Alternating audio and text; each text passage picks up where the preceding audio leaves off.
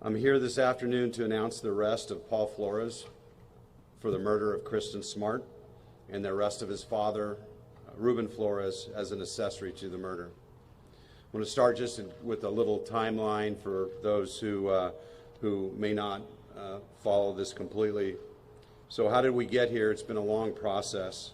Kristin Smart was a 19-year-old freshman Cal Poly student in May of 1996.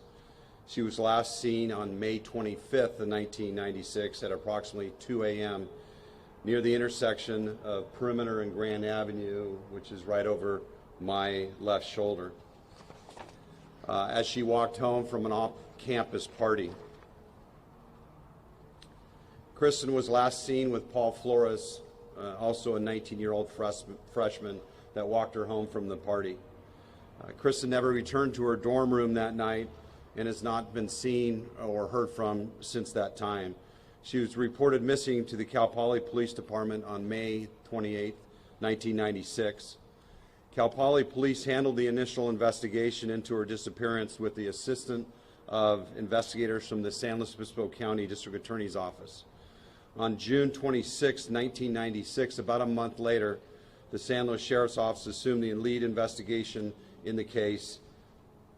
We have actively investigated the case since that time.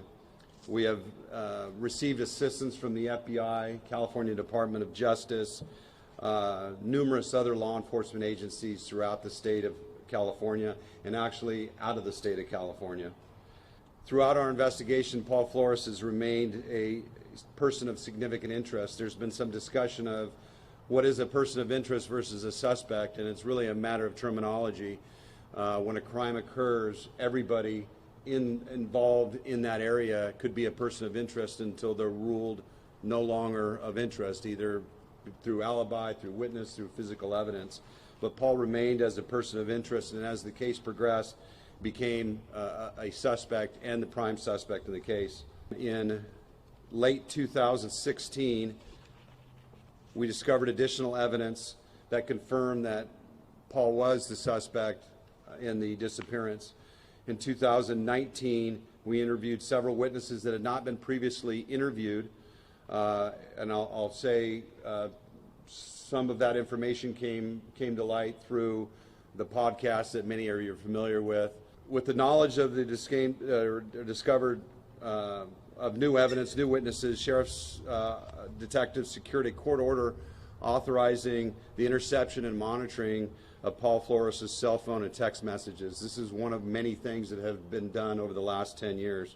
In February of 2020, detectives served search warrants at the home of Paul Flores, as well as his sister, mother, and father, all simultaneously last year.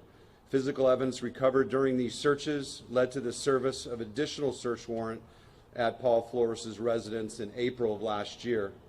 During the search warrant, detectives recovered evidence related to the murder of Kristin Smart.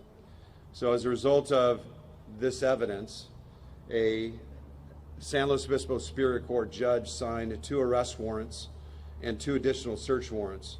At approximately 07:30 this morning, today, both were arrested simultaneously with a team down in San Pedro, California, and a team in Arroyo Grande, California, and they arrested Paul Flores and his father, Ruben.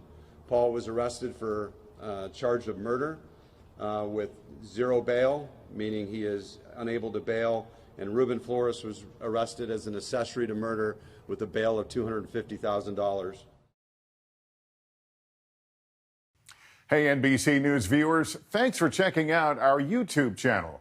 Subscribe by clicking on that button down here and click on any of the videos over here to watch the latest interviews, show highlights, and digital exclusives. Thanks for watching.